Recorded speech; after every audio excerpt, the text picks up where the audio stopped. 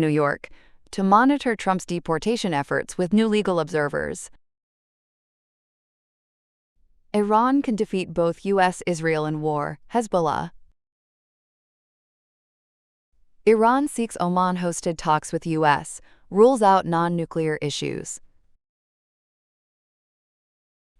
Gaza Civil Defense says 9 dead in strikes after Israel says shots wounded officer. More than 250 people killed after separatist attacks in Pakistan, official. New York is launching a team of legal observers to monitor federal immigration operations as tensions grow over the Trump administration's enforcement efforts. Attorney General Letitia James announced that trained volunteers from her office will wear purple vests while observing officers during detention and deportation activities. Their role will be to document events without interfering and ensure that federal actions remain within the law. James said the initiative is designed to protect constitutional rights and promote transparency, citing recent unrest in Minneapolis, where immigration operations turned violent. The U.S. Department of Homeland Security criticized the move, arguing that cooperation from state and local authorities would reduce the need for federal enforcement in the first place.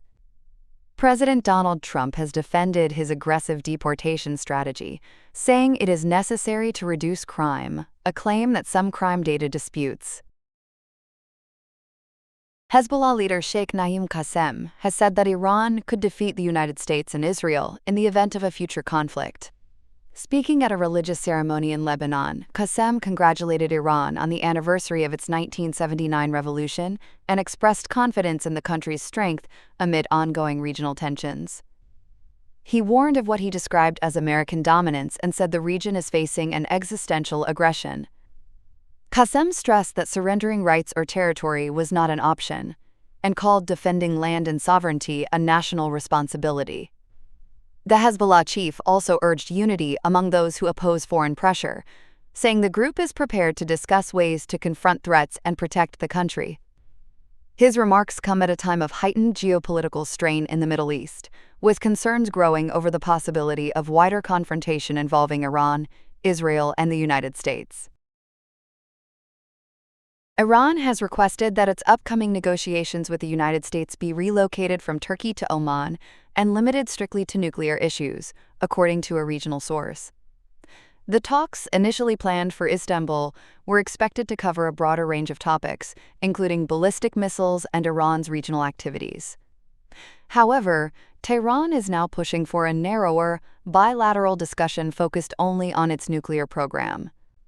A regional diplomat noted that while Iran wants to keep the agenda limited, Washington prefers a wider framework that addresses additional security concerns.